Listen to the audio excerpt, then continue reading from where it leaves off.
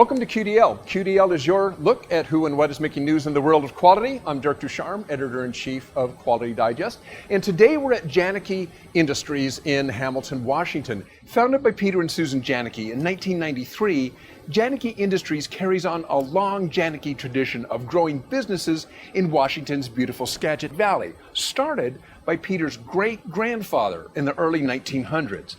Originally intended as a precision milling machine manufacturer, Janicki has continued to push the limits of large-scale precision composite manufacturing and machining.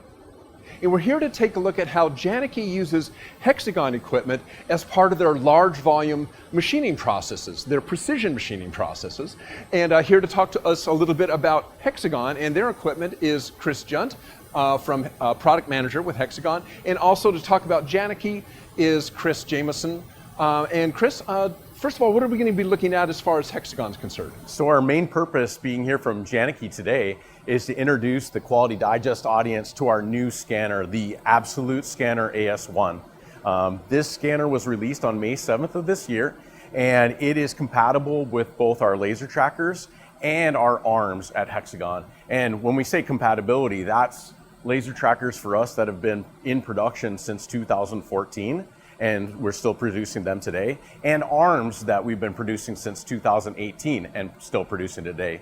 So the beauty of this scanner, it's the 5th generation scanner, obviously making improvements as we go, but this scanner can be adapted to, let's say Janicki being an early adopter of these laser trackers. We could go in and take a new scanner, put a controller with it, upgrade the firmware, and they can use this brand new technology with an existing piece of hardware that they already have today. Okay, and we'll get into the specifics of the hardware in just a little bit, but first of all, Chris, tell me a little bit about Janicki, what Janicki does, and what you do here at Janicki. Yeah, absolutely. So Janicki Industries is really an industry-leading composite and metal tooling manufacturer.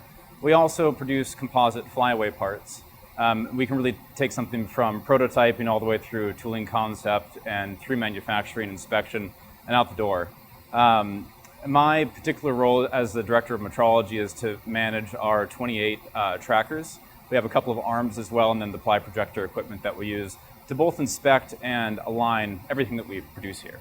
And when you say flyaway parts, that sounds like an aerospace manufacturing term. What's a flyaway part? Yeah, so a flyaway part is a composite structure that goes into an actual airplane or goes into space that actually flies. So we've moved from just tooling into actually producing laminates that then can be directly installed. And I should point out, we are actually standing in the middle of a mill, essentially, right? Yeah, this is a mill, yes. How big is this space? Yeah, so our milling envelope is 100 foot down the length, 20 feet wide and then 8 feet tall. We have this one and the sister mill right across the way, are both the 2 largest mills at Janicki. Okay, and so tell us a little bit about the mill and what you guys do with this. Such a large envelope, but also extremely accurate, from what I understand. Absolutely, yeah. So we do all of our machining with these. We do surfacing, we do trim and drill, and we can achieve obviously things of this envelope and even larger. We can actually shift the parts back and forth. But on top of that, we can achieve accuracies of plus or minus 5/1000ths of an inch volumetrically in this space. And even tighter than that, using metrology devices, we can hone in and really increase the accuracy even further. So when you say using metrology devices, it sounds like you're saying you don't use it just for inspection, but there's some sort of, you use 3D metrology as part of, I don't know what, aligning the tool or controlling it on the fly, or? Yeah, so we actually use metrology to compensate our mills. So we do that annually, a couple times a year. And then we also use it for inspection, but metrology is really integrated into all aspects of what we do at Janicki. So we integrate it into aligning our parts to the mill itself. We check surfaces like this one over here. This is one of our tools. We can track that surface, check for stock when we align it, and assemble subcomponents to it. We use metrology for a huge variety of things. Okay, so step us through. I mean, so for instance, if you were laying up a composite part kind of what are the steps, and then where does the milling come in? Where does the metrology part come in? Yeah, absolutely. So this is an example of a tool that we produce. We would first use metrology to verify that the zero mold that this comes off of is accurate. We'd lay up laminate with a little bit of extra thickness on there, and then we would use metrology to characterize that stock and align it to the milling envelope. And then we would machine it using this mill here with a cutter spindle on it, drill our holes. That would then come out of the milling envelope, and we would use metrology to inspect the surface to verify that it's met whatever requirements we have. Okay, so you're measuring every step, kind of each step along the way, you're verifying what you have. Exactly, both verification and also integration with manufacturing. Okay. So we're talking about composite materials. Can you also work on metals as well? Absolutely, yeah. So a very common tooling material is Invar, which is an alloy of steel. We do quite a bit of that machining. We do aluminum as well, in addition to composites. And then composites, we do carbon fiber, fiberglass, pre-preg laminates. So a whole variety of things, and these mills can cut them all. Okay. So Chris, back to you. Tell us specifically now how this equipment, how the Hexagon equipment that you talked about earlier is going to be used in this process, or is used in this process. So Janaki was an early adopter of our laser trackers. If you look back, we brought the 3D laser tracker to the market for measurement with a reflector back in 1991. Janaki had an early, let's say 1995 vintage Leica LTD 500 laser tracker. That was an early adoption. And what we've seen since 95 is the improvements in this technology. And a lot of those improvements have been along the lines of portability and size. The other is that user experience. How much easier is it to use? That's really where trackers have been going. And so early on, laser trackers would always measure to a reflector-based measurement. And Janaki still uses that today. So here, if you look at the part, they'll go in and get into that tool reference system using a 3D measurement today with a reflector, okay? So then we look at a tracker that they had in 95. In 2004, we came to market with what we call the T-Probe. Now, the answer to the market why the T-Probe was you always needed line of sight for measuring with a reflector. So what that required is if you didn't have line of sight from one tracker location, you have to do a station move so you do have line of sight, and you basically stitch those measurements together. Okay, we call that a station move typically. But what we did is we came to the market with a T-Probe. T-Probe effectively is a walk-around coordinate measurement machine. The laser tracker tracks the T-Probe. You measure with the probe just like a probe on a coordinate measurement machine. However, what's unique to Janaki is you're working in such a large volume here.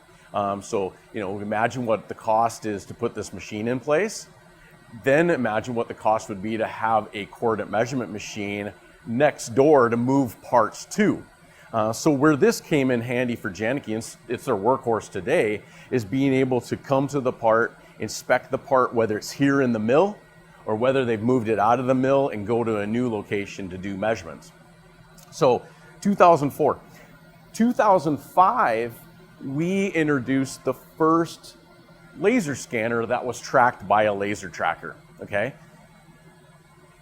Moving forward, this is our 5th generation scanner. So the Absolute Scanner AS1 is our latest and greatest scanner that the AT960 laser trackers can track. So what does that mean? So we have different derivatives of the AT960. We have a short range, we have a medium range, we have a long range, and we have an extended range.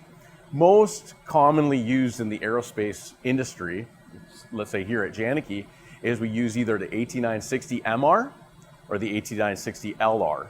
And why is there a difference? So here in Hamilton, oftentimes see LR trackers. This is an LR tracker. You can't tell the difference from the outside except from the label. But what this has the ability to do, when you're measuring with a reflector, it has the ability to go 80 meters that way and 80 meters that way. So you have a 160 meter diameter that it can measure in that envelope. When you go to the T-Probe or the AS1 Absolute Scanner, you have the ability to track at 20 meters this way and 20 meters that way. So you have that 40 meter envelope to track this device. Now we can certainly track the reflectors that are in here at longer than that 20 meters. But really the secret sauce to the AT960 is what we call the mini Vario camera. That mini Vario camera sees this LED matrix. It's the same field of view at 1.5 meters away from the tracker as it is at 20 meters away from the tracker. So you have that same resolution to determine what the pitch, roll, and yaw is of this device when you're tracking it. Yeah, let's talk about that a little bit. So I noticed you got, it looks like SMRs on what, four different surfaces it looks like? So that's so that you can, this can be in any position and still pick up the tracker, right? Yeah, so if I'm in this position, let's say, right, and we go in and we lock on using power lock, we saw a blue light come on the laser tracker. Right. It's seeing that I broke it away from a reflector. It's looking for another tool, a different accessory. It finds the scanner. When the green light goes on, it knows that it has a scanner. You can see there's green lights on the scanner. It's ready for use. So in this particular case, we may want to scan this way, and the tracker can go in and track me in this orientation. Right. But if we changed and we wanted to go to a top face, that would allow it to lock on and we'd be able to go in and scan this way. So depending upon, in this particular part, it's kind of nice to scan this edge here, and then you walk around the outside edge, you can rotate and scan this way with it. So it immediately just locks on to the best reflector, or the only reflector it the can see at a reflector time. face, and it knows from the LEDs, it knows which face one it it's is, locked okay. onto. So an operator doesn't have to walk back to the PC and say, oh, I want face 1 or I want face 2. The tracker knows which one it's looking at. So basically the advantage of that is you don't really have to worry about your positioning to the tracker. It's going to pick it up no matter what you're doing. Correct. Okay. Yeah. And that's what we talked about. So how have trackers changed since 1991? A large part of it, like I said, has been portability. The second part is user experience. So the user experiences that we talked about is we talked about the T-probe coming to market. And then the question was always, well, trackers of old, you would have to, you're using a reflector, someone breaks the beam. Right. You're going to have to take that reflector all the way back to the laser tracker. Right. Then you come back out and work. And then somebody breaks your beam again. And you go all the way back, yeah. So none of that exists today. We have power lock. So, if I go in and break the beam with the scanner and I just point at a reflector, it locks onto the reflector. Now I can start using the reflector. If you want to present the T-probe to it, power lock sees it, knows what it is. We can start using the T-probe and also subsequently with the AS1 Absolute scanner. Now, let me go back to Chris here. Is so, Chris.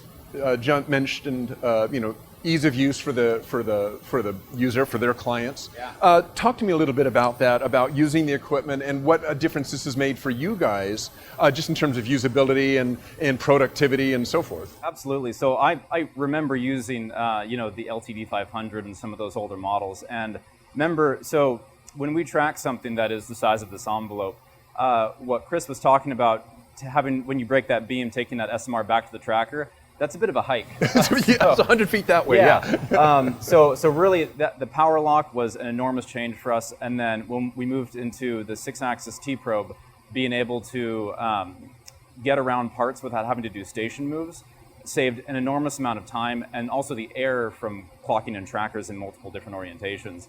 And then when the T-scan came through, our ability to track surfaces at very tight densities very quickly. Every single stage, we've been able to utilize these products, and it's been a huge advantage. So I was going to say, in the past you're using essentially a touch probe, right? You're using the T-probe, right? Yep. So what a difference has it made to be able to scan, or is there sometimes where scanning makes sense, whereas at other times just the T-probe makes sense? Yeah, for us it's really two factors. The first one is the non-contact doesn't mar the surface up at all. Sure. So you can imagine if I'm collecting this with a T-probe or an SMR, I'm going to create little marks on the surface. Something like aluminum that's a really big problem, or a gel coat surface. So that's where non-contact scanning is a big advantage. The other thing is if I need a very tight density of points, the T-probe or the SMR can collect them every so often as I'm running the ball across, but I can collect an enormous amount of points every second with the T-scan unit and be able to process that data. So that's a huge advantage for us. Okay. Yeah, I mean, Dirk, if you look at the T-probe gathers at a rate of 1,000 points a second, okay? some of our early scanners, our very first scanner that we brought to market in 2005 with a laser tracker, we were gathering 7,500 points a second. Second generation, third generation, 20,000 points a second. We get to our fifth generation, now we're in line where we're 1.2 million points a second. And if you look at that line being 6 inches wide, we're 4,000 points along that line, and it updates at 300 hertz. So 300 hertz allows you to move pretty handedly when you're going in and scanning a surface that, if you look back, 5-10 years ago, you'd have to move significantly slower to go in and gather that amount of data.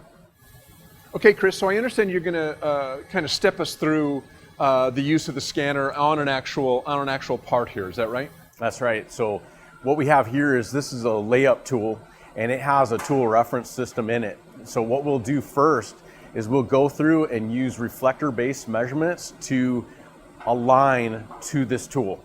Following the alignment, then we will go in and scan with the Absolute Scanner AS1 the surface of that tool and look at the deviation from CAD. Okay. And I see Bishoy is this is one of your colleagues here, right? Bishoy is my colleague and a commercial solutions engineer from Hexagon. Okay, and he's going through and collecting the reflector-based measurements at this time. So the purpose of taking the reflector-based measurements was for what? To align to the tool. So this has a valued reference system in it, and we're tying the laser tracker to the tool at this point in time, followed by the scanning. So you're aligned to it. Now the data will show deviation from CAD as we scan, or once we're done scanning. So now we see, I can see on the screen, Bishoy his scans are showing up on the screen there, right? Is that what I'm seeing? That's correct. Okay. And the color code there, is that deviation or? That's just showing that we've collected the points so far. Okay. And so that's just a visual representation of coverage? Of where the points are relative to the surface, the CAD model surface. Okay, got it. And so what you see is the scan width of the Absolute Scanner AS1, it's about a 6-inch wide stripe. Okay. It takes about 4,000 points along that 6-inch wide stripe, and we refresh at 300 hertz. So you're gathering about 1.2 million points a second default.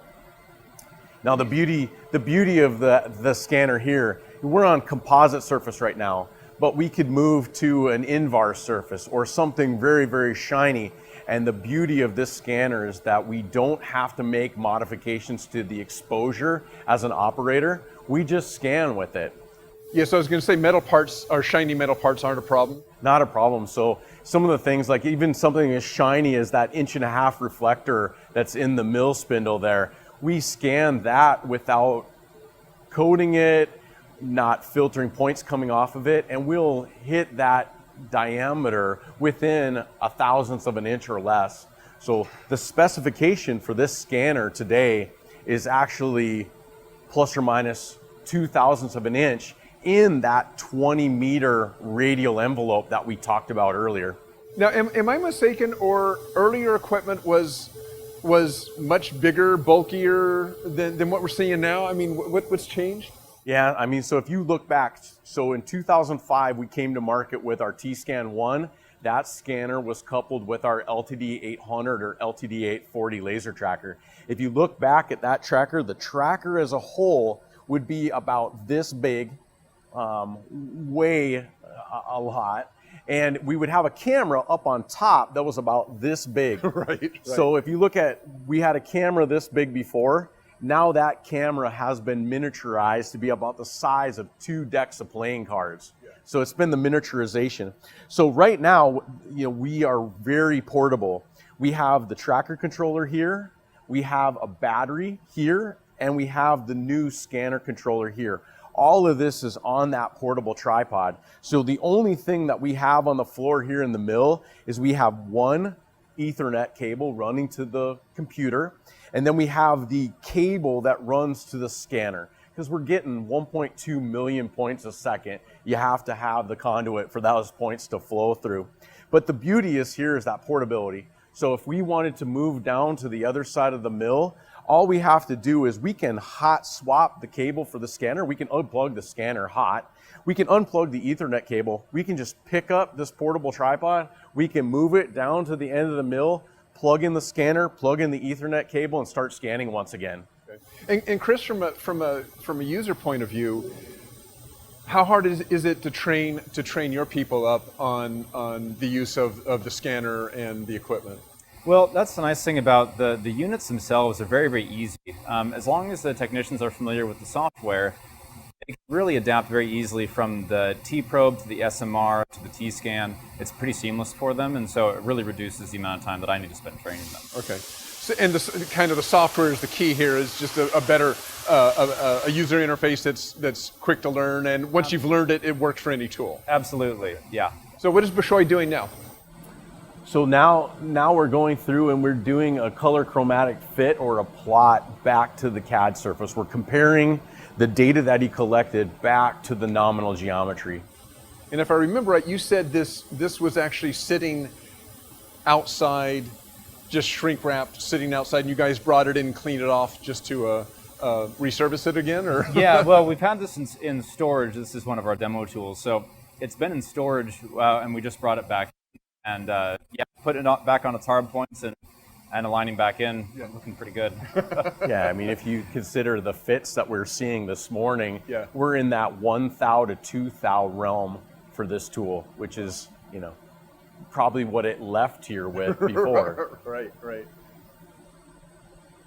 So, and you're seeing on the screen in the software, Bishoy is going through and identifying areas of high or low. So we have a fit, but you can go in and select the areas of interest, and you're seeing in there plus 2 thousandths, plus 6 thousandths, plus 7 thousandths in those areas. But this is something that Janaki would look at as a tool that's maybe a plus or minus 20 thousandths tool. So certainly, you know, here it's a tool, it's a demo tool. Right. Brought it in, done some measurements on it, and it still looks like it did some time ago. Right. Yeah. And the reason why we wanted to showcase the Inspire software today is Janaki is a loyal user of our spatial analyzer software. It works very good for them for doing one-off parts or doing production parts because of our measurement plan capabilities. Janaki has actually started looking at Inspire as a complement to what they already have. And where we find with Inspire's intent is to come to market with a software that's very user-friendly. That if you know how, you know metrology and concept, and you know how to work your way around, let's say the likes of an iPad, that you can go into Inspire, start clicking around and figure out pretty handedly how to do something. And we have YouTube videos available that you can go in and look at what the process looks like, and it's pretty easy to follow at that point. Now, above and beyond manual scanning, we have the ability to put adapters on the Absolute Positioner, where that positioner, rather than being handheld by an operator, that you could put that scanner mounted to the spindle of this machine, or maybe it's on a robot. And what's nice about that is if you can imagine large tools may not be allowed to climb up on the tool and scan the center section of, let's say, this tool. The beauty of that is you get in and have the machine as the mover to go in and scan that surface. The machine is not responsible for the accuracy of the measurement. The laser tracker is tracking the scanner for the accuracy, but the spindle is just the mover of the scanner. Oh, I see. So you could take the scanner off of there and with some sort of tooling mount it to the spindle here, and then just have the spindle scan back and forth over your part. That's correct. Okay. Yep.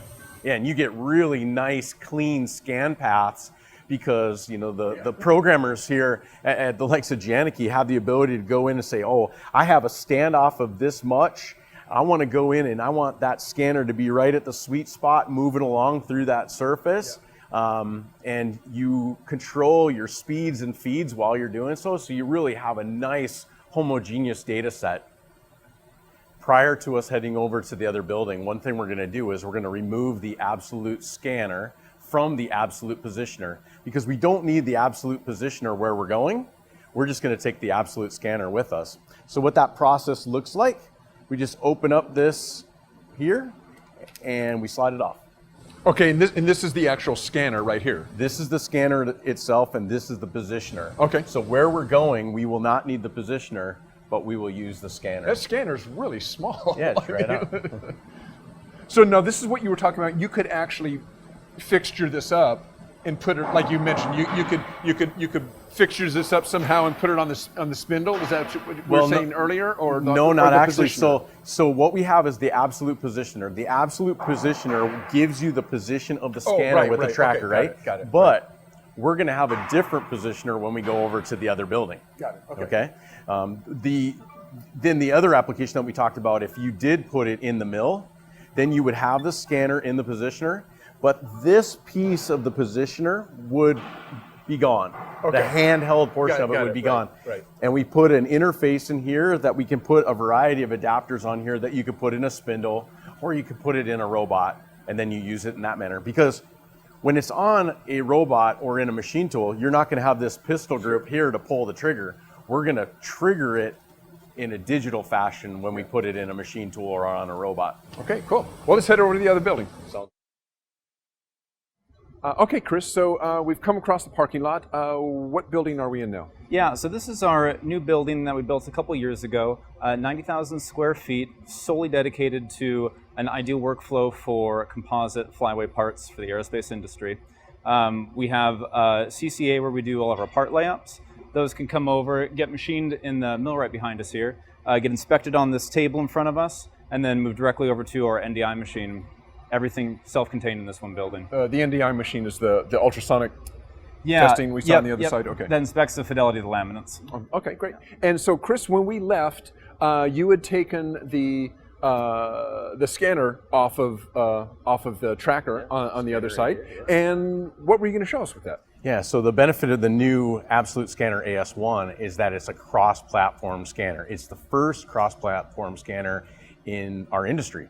And so the benefit here is if you have an AS1 kit for the laser tracker, that same scanner can be moved from laser tracker use to arm use. And so I'm going to give it to Brandon. We're going to be able to put it on the arm, and we're going to be able to demonstrate it on the arm today. Okay. So basically, he's just going to snap that right in there then. Yeah, so it's a kinematic joint. Okay. So the ability to slide it in place and the ability for the arm to recognize what you put in place, and the no need to compensate it to that arm on subsequent uses. Okay. So you introduce it at one time, you calibrate it to the arm, you can take it off, give it to the laser tracker, take it back from the laser tracker, put it on the arm, and it recognizes it, and it's repeatable connection so that you don't have to recompensate it. And it recognizes that specific scanner. So if you had multiple scanners and you brought a different scanner over, it might have a slightly different compensation, and that would be stored within it, and it would know that? That would be correct. So if you had, let's say, AS1 serial number 1, and you had AS1 serial number 2, and you had them where you had introduced both of them to that arm at some previous time, then you could come back at a later date and put them in place, and it would recognize them. Okay. It's just that very first introduction you need to do. Great, okay. So take us through this, Brandon. What are we going to see here? So we are going to just let this initialize, and then we're going to start capturing data here. It's the same idea as the AS1 on the tracker, where we're going to hold the trigger and collect some scan data. Now I notice, so when we were on the other side, we were scanning a black composite material. Now you're scanning shiny metal. Didn't have to do anything different between these two setups? Yeah, not at all. I think that's the big selling feature with this scanner is just out of the box, we can scan pretty much any material you could throw at it without ever having to make any settings changes. So we can go from really dark material to super shiny material to polished finishes to car paint. We can do it all right out of the box.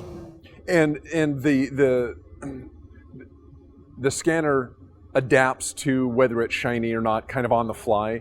Yeah, it's a proprietary algorithm that we wrote into RDS, the software that runs the scanner itself, and to be able to kind of sort through the exposures in real time. Okay, in real time, yeah, because I was thinking if you had something that transitioned from, let's say, a shiny part to a dark black part, you wouldn't have to stop, reset something, it would just pick it up on the fly and yeah, change. the line would go automatically, not just on the line itself, which used to be a thing for us, where we could auto-expose a line. Yeah. But if that single line crossed over multiple materials all at once, you'd have trouble getting both of them at the same time. Okay.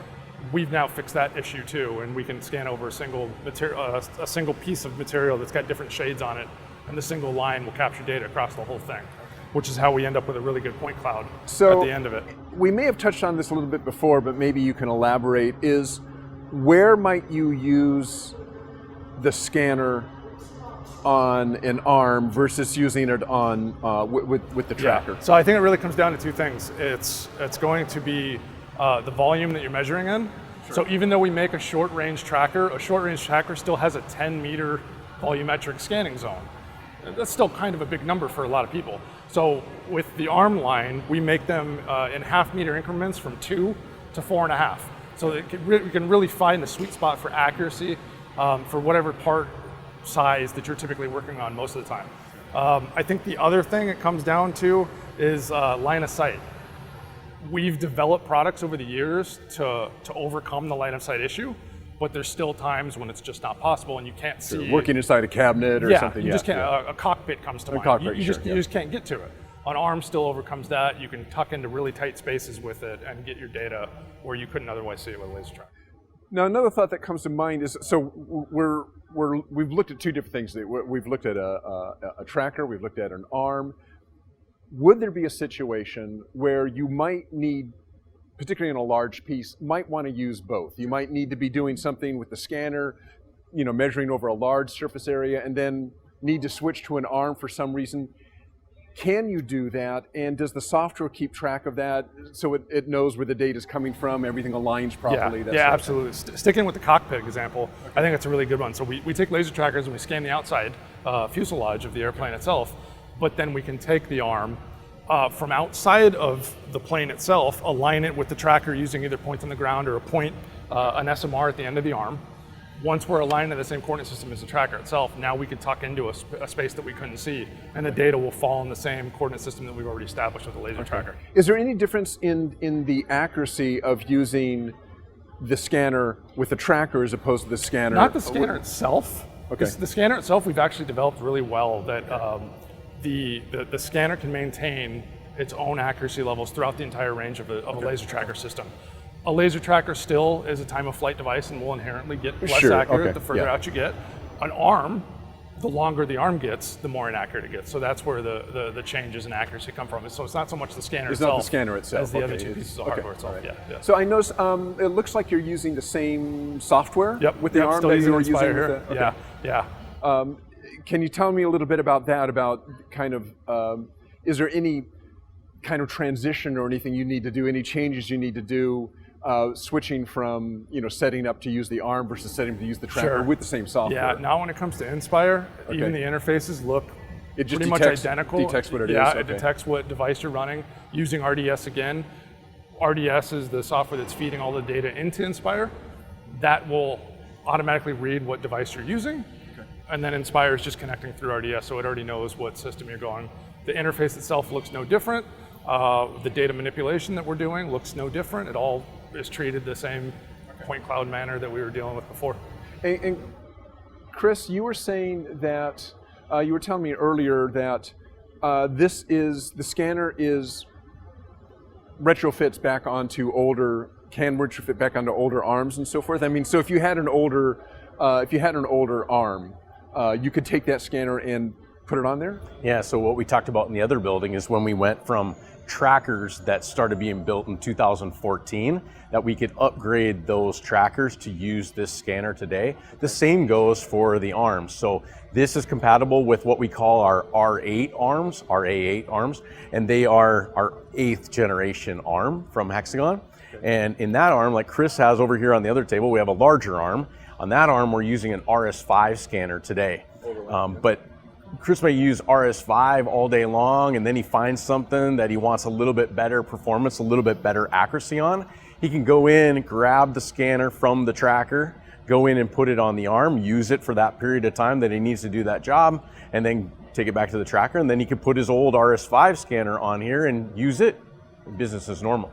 So I think what's nice about that is for customers that have existing technology, being able to bring new life to that technology rather than our customers having to start over with a brand new positioner, right?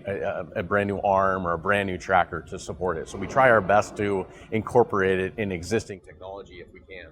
Okay, so, and actually you provide me a great segue here. I want to kind of finish off a little bit with kind of the customer relationship. I mean, you know, hardware is great, software is great. It's, you know, it's important, obviously. Any client expects that the hardware that they get and the software they get does what they want it to do, and it does it well, right? I mean, hopefully any vendor you work with does that. But tell me a little bit about, and Chris, I'll start with you, the importance of a good working relationship with a vendor such as Hexagon. What does that bring to the table, apart from just the quality of the product itself? Yeah, anytime we're dealing with something as, you know, as technically advanced as these trackers and this metrology equipment is, you know, understanding the maintenance of it, being able to troubleshoot with somebody that you know the name of, right? I know that I can give Brandon a call. I know that I can give Bishoy a call. I know those guys know that they can help me out. So there's both a collaboration with, you know, with maintenance and troubleshooting, but also the introduction of new products, right? They know how we use metrology at our shop, and so they can see, hey, this product is going to be a great fit for you.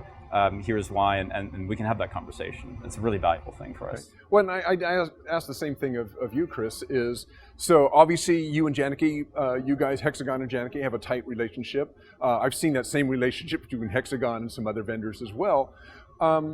What does Hexagon get out of nurturing these types of customer relationships? Yeah, so what's really valuable, especially in the role that I'm in at Hexagon. So Brandon's a sales engineer for our trackers and our arms. He's interfacing with our customers on a day-to-day basis, interfacing with the likes of Janaki on a day-to-day basis. But my role as a product sales manager for trackers in North America, and the group that I work with a colleague of mine that is product sales managers for arms exclusively. But the benefit is being able to bring products or have history with a customer like Janaki, and being able to talk about where Janaki is going, where do they see their needs going, and really what my role is being the voice of the customer, so that I can take what Chris tells me or what his colleagues tell me, and I can report that back to our development team or those people that are managing our roadmap, whether that roadmap is a year down the road or 5 years down the road. So, you know, hopefully we make him happier even down the road because we've added something that will be valuable for him to do his job. Yeah, so his feedback and the feedback of all your customers helps inform any improvements in products down the road. Yeah, or even new products, I suppose. Yes. Okay. All right. Well, Chris, man, I really appreciate you letting us come out, the crew from Hexagon and Quality Digest. I know we took a big chunk out of your, actually we took your entire day. So appreciate you letting us you do that. I know you're a busy guy. Chris, thanks for setting it up as well. Appreciate it. Pleasure. Chris, Brandon, thanks for the quick demo there at the end. And that is it for today's QDL. Thanks to all of you for watching. If you have any questions about Janaki or Hexagon, the links are underneath the player page down there. You can just click on them and go out to their websites and take a look and see what they do. That is it for today. Thanks for joining us, and we will see you at the next Quality Digest Live. So long.